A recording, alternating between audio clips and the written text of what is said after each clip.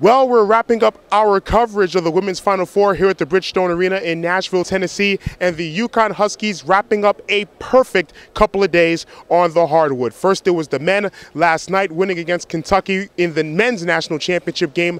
Tonight on this floor, the women, a perfect 40-0 on the season. The Lady Huskies, complete perfection as UConn defeated the previously unbeaten Notre Dame Fighting Irish by a score of 79-58. And in the first half, where you might expect jitters from both of the squads, the UConn Huskies came out on fire. In that first half, 57% shooting. They made 21 field goals in the first half. 16 of those were assisted. Some great ball movement in the first half by the Lady Huskies. But at halftime, Notre Dame was only down by 7 points despite the stellar play by UConn. But then the Huskies in the second half showing their class and wrapping up the school's 9th national championship, and the 9th national championship won by head coach Gino Auriemma. He now passes Pat Summitt for the number of national championships, the most national championships by a head coach in the women's game, 9 national championships. And after the game, I talked with one of the UConn seniors, Stefanie Dolson, playing in her final game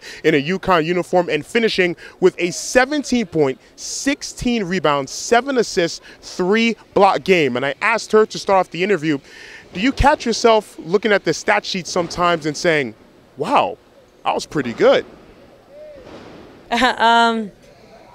I guess. I mean, I just wanted to go out there and leave it all out on the floor. Knowing it was my last game in this jersey, I wanted to play as well as I can and as hard as I could. And, you know, I give a lot of the credit to the teammates for getting me the ball inside and trusting me enough to finish. 25 assists on 34 made field goals, 16 assists on 21 made field goals in the first half.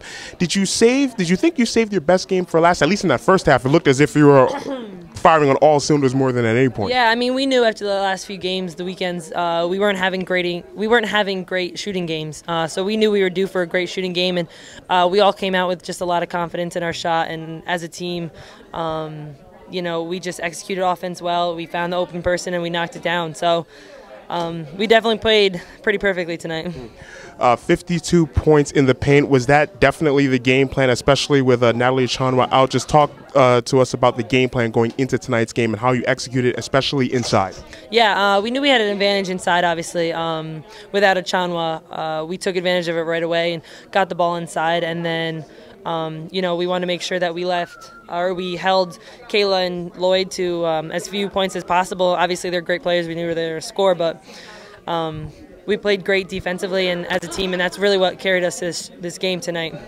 Take us back to the Stefanie Dolson senior year in high school, to the Stefanie Dolson now. Your expectations then, and did you think you met expectations, exceeded expectations somehow for your University of Connecticut career? I mean, definitely night and day. Obviously, when I was a senior in high school, I didn't know what to expect coming into college, what would happen, but with, you know, coach's kind of leadership and what he saw in me, definitely put a lot of confidence in myself and just helped me kind of grow into the player and person that I am today. And, you know, I've changed a lot. Still have fun like I did in high school, but a completely different player. What's changed about you? You said you've changed a lot. I think just my game and my maturity. You know, I used to be fun all the time, even at the wrong moments. I think now, you know, I pick my moments when to have a good time. And as a player, I've evolved. You know, I've added a lot of different things to my game because of CD and coach and Marissa, and I couldn't be happier. And you know, I thank them every day for it. Describe that hug at the end with Coach Auriemma.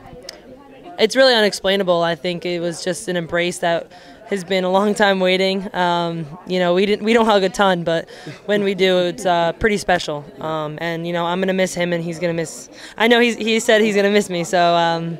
And you believe him? Sad. Yeah, I do believe him, actually. When is it going to hit you that the time that you're going to take off that UConn shirt will be the last time you take it off? When is it going to hit you? Has it hit you? Not yet. I think the moment I actually leave this campus is when it'll hit me. For now, we're still. I'm still here. You know, I'm still part of UConn. I'm still here in Connecticut with these girls, and I'll be hanging out with them every moment of it.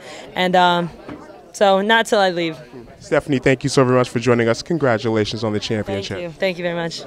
As for the Notre Dame Fighting Irish, 37-1 on the season, but a very painful one loss on the season coming here tonight. A great season for Muffet McGraw and her Fighting Irish, but Notre Dame becoming the first team in Women's Division I to finish the season with only one loss. So Notre Dame falling short in its pursuit of perfection. The UConn Huskies, a perfect 40-0 on the season, only the second team in women's college basketball to finish with 40 wins on the season. The Baylor Bears of 2012 also finishing with 40 wins on the season. So stay tuned to ALotofSportsTalk.com, where we will have the written recap of tonight's national championship game and a special interview with associate head coach of the UConn Huskies women's basketball team, Chris Daly, finishing her 29th year alongside Gino Auriemma on the sidelines in Storrs, Connecticut. A great interview that we had with the Jersey-born Chris Daly, who has now made Storrs, Connecticut and Connecticut home.